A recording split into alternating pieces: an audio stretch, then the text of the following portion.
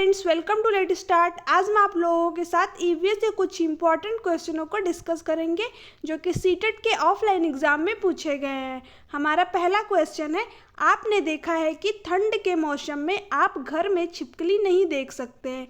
आपको क्या लगता है कि वे कहाँ चले गए हैं? उत्परिवर्तन के लिए, हाइब्रेशन के लिए, पुनः जनन के लिए, ग्रीष्म निष्क्रियता के लिए। तो आपने जो है अक्सर देखा होगा कि सर्दियों के दिनों में हमें छिपकलियाँ जो है हमारे घरों में देखने को नहीं मिलती है। क्यों? क्योंकि वो एक लंबे समय के लिए शीत निद्रा में चली जाती हैं, यानी कि हाइब्रेशन के लिए चली जाती हैं। तो ऑप्शन नंबर जो है बी यहाँ पर इसका करेक्ट आंसर हो जाएगा। नेक्स्ट है, मनुष्य में एनीमिया का प्रमुख कारण है प्रोटीन की कमी, कैल्शियम की कमी, लौह तत्व की कमी, विटामिन ए की कमी। तो जो एनीमिया होता है वो किसके कारण से होता है? आयरन की कमी यानी लौह तत्व की कमी के कारण। तो ऑप्शन नंबर जो है सी यहाँ पर इसका राइट आंसर हो जाएगा। और जो आयरन है वो किसमें प्रचुर मात्रा में पाया जाता है? तो आंवला, पालक और गुड़ में। तो ये चीज़ भी ध्यान में रखनी है। नेक्स्ट है, खरीफ फसल बोई जाती है जून से सितंबर, अक्टूबर से दिसंबर, जनवरी से मार्च, अप्रैल से जून। तो जो खरीफ की फसल है वो जून से सितंबर में बोई जाती है। तो ऑप्शन नंबर जो है ए यहाँ पर इसका करेक्ट आंसर हो जाएगा। नेक्स्ट है, निम्नलिखित में से कौन प्रोटीन का उत्तम स्रोत नहीं है? ठीक है, नहीं पूछा है। दूध, अंडा, समुद्री खाद्य, मूंगफली का तेल। तो जो प्रोटीन का उत्तम स्रोत नहीं है वो क्या है? मूंगफली का तेल। तो ऑप्शन नंबर जो है डी यहाँ पर इसका करेक्ट आंसर हो जाएगा।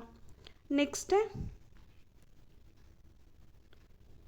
जल प्रदूषण से होने वाले रोगों का सही समूह है हैजा, पेचिस, पोलियो, टाइफाइड, हैजा, पीलिया, टाइफाइड, एनीमिया, एनीमिया, स्कर्वी, वातस्फीति, टाइफाइड, हैजा, पीलिया, टाइफाइड, स्कर्वी। ठीक है, तो हमें बताना है कि जल प्रदूषण की वजह से कौन कौन से रोग होते हैं। तो कौन कौन से होते हैं? हैजा, पेचिस, पोलियो और टाइफाइड, यानी कि ऑप्शन नंबर जो है ए यहाँ पे इसका राइट आंसर हो जाएगा। नेक्स्ट है, निम्नलिखित में से कौन सा कथन सही नहीं है? वन मृदा का अपरदन से बचाते हैं, वन में पादप व जंतु एक दूसरे पर निर्भर करते हैं, वन जलवायु व जल चक्र को प्रभावित नहीं करते हैं, मृदा वनों को वृद्धि में, पुनः जनन में सहायक होती है। तो ठीक है, तो हमको यहाँ पे जो कथन सही नहीं है उसको बताना है। ठीक है, कौन सा कथन सही नहीं है? Option number C. ठीक है, तो वन जलवायु व जल चक्र को प्रभावित नहीं करते हैं, ये जो कथन जो है इसका राइट आंसर हो जाएगा। नेक्स्ट है, तिब्बत की संगापो नदी भारत के किस नाम से जानी जाती है? गंगा, ब्रह्मपुत्र, यमुना, सिंधु। तिब्बत की सिंगपो नदी है वो भारत में किस नाम से जानी जाती है? ब्रह्मपुत्र के। तो ऑप्शन नंबर जो है बी यहाँ पर इसका करेक्ट आंसर हो जाएगा। नेक्स्ट है, प्राणियों की संकटग्रस्त जातियां वे हैं जो अन्य जातियों के लिए खतरनाक हैं, जो विशिष्ट क्षेत्रों में पाई जाती हैं, जिनकी संख्या कम हो गई है, जिनके लुप्त होने का खतरा है। ठीक है, तो संकटग्रस्त जो जातियां होती हैं वे कौन सी होती हैं? जिनके लुप्त होने का जो है खतरा है। जैसे कि जो हमारे गिद्ध होते हैं वो धीरे धीरे करके कम होते जा रहे हैं, और जो बाघ है, गौरैया है, इनका जो है क्या ये धीरे धीरे लुप्त होते जा रहे हैं। तो ये जो है संकटग्रस्त जातियों के अंतर्गत आएंगे। तो ऑप्शन नंबर जो है डी यहाँ पे इसका करेक्ट आंसर हो जाएगा।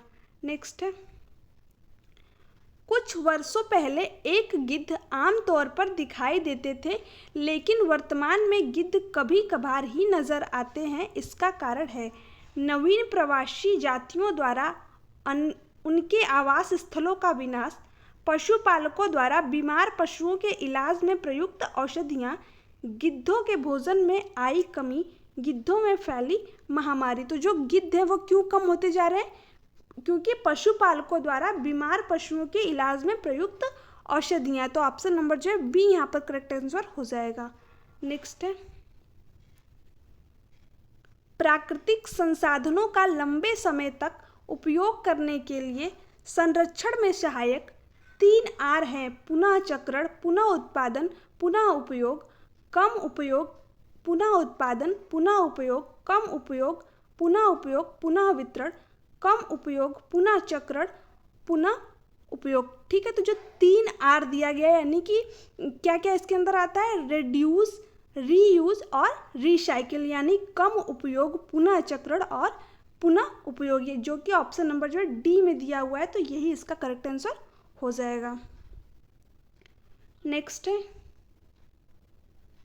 निम्नलिखित में से ऊर्जा के गैर पारंपरिक स्रोतों का समूह है। तेल, प्राकृतिक गैसें, कोयला, पवन ऊर्जा, बायोमास, सौर ऊर्जा, परमाणु ऊर्जा, पवन ऊर्जा, भूतापीय ऊर्जा, प्राकृतिक गैस, पेट्रोलियम। ठीक है, तो ऊर्जा का जो है हमको गैर पारंपरिक स्रोत बताना है, तो कौन कौन सा है, तो ऊर्जा का गैर पारंपरिक जो है स्रोत कौन कौन सा है, सौर ऊर्जा, परमाणु ऊर्जा एवं पवन ऊर्जा। तो ऑप्शन नंबर जो है सी यहाँ पे इसका राइट आंसर हो जाएगा। नेक्स्ट है, इस पौधों में पत्तियां हैं जिन्हें सब्जी की तरह प्रयोग में लाया जाता है, इसके बीज से तेल प्राप्त किया जाता है, यह पौधा है पालक, नारियल, बंद गोभी, सरसों। ठीक है, तो ये कौन सा पौधा है, सरसों का, जिसके बीज से क्या करते हैं हम लोग तेल को प्राप्त करते हैं, और जो इसकी पत्तियां होती है इसका जो उपयोग हम लोग सब्जी के रूप में करते हैं। तो ऑप्शन नंबर जो है डी यहाँ पे इसका करेक्ट आंसर हो जाएगा। नेक्स्ट है,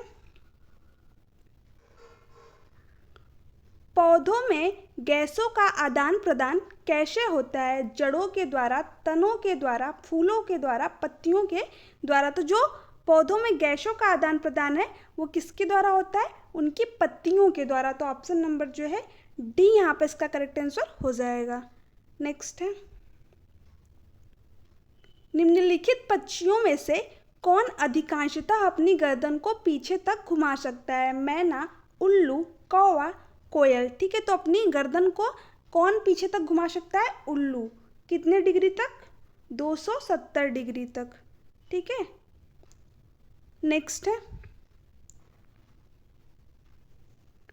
विटामिन B1 की कमी के कारण होने वाले रोग बेरी का प्रमुख लक्षण क्या है, अंधेरे में कम दिखाई देता है, बच्चों की मानसिक विकलांगता, अस्थियों का मुलायम होकर मुड़ जाना, घाव भरने में अधिक समय लगता है। तो जो बेरी का प्रमुख लक्षण है वो है अस्थियों का मुलायम होकर मुड़ जाना, यानी कि ऑप्शन नंबर जो है सी यहाँ पे इसका करेक्ट आंसर हो जाएगा। सो हे फ्रेंड्स, ये थे आज के ईवीएस के कुछ इंपॉर्टेंट क्वेश्चन। अगर आपको वीडियो अच्छी लगी चैनल को सब्सक्राइब कीजिए, वीडियो को लाइक एंड शेयर कीजिए। Thanks for watching me.